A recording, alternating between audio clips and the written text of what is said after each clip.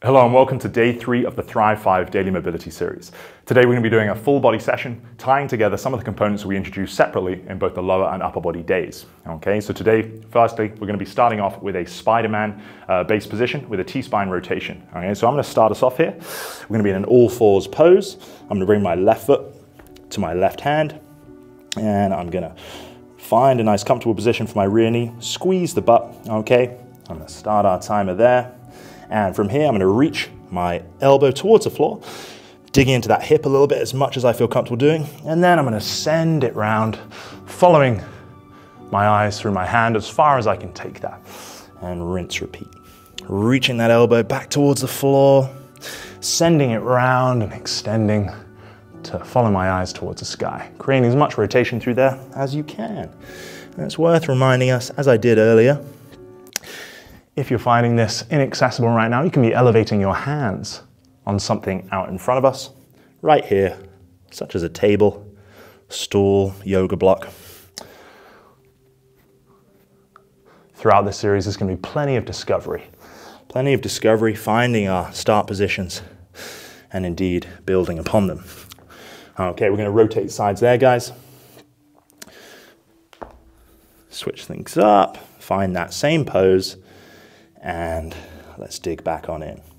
Again, trying to make sure you're squeezing your butt cheek on that knee that is down.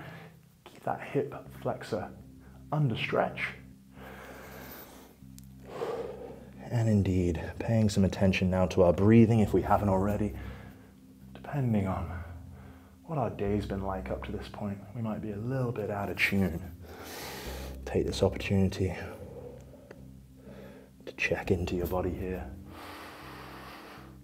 and your breathing.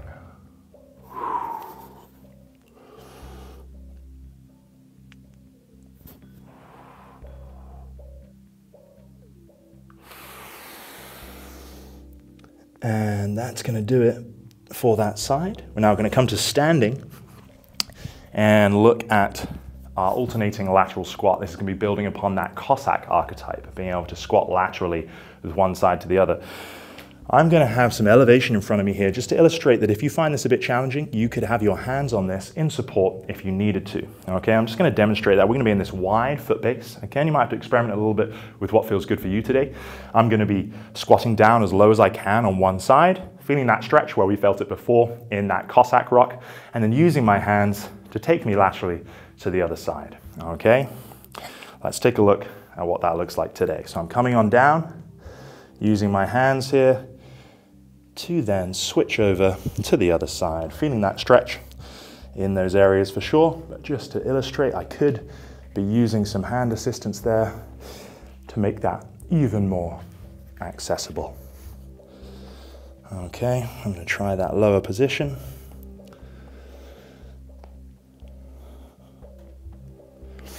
If you need to take a break at the top for a moment, you can absolutely do that. Trying to sink a little bit lower, if you can, with each repetition, paying attention to where that's really registering for us. More than likely on the inside of those adductors, but because we are now standing, we've obviously got more load going through those legs, so it is a bit tougher. Nice, exhale.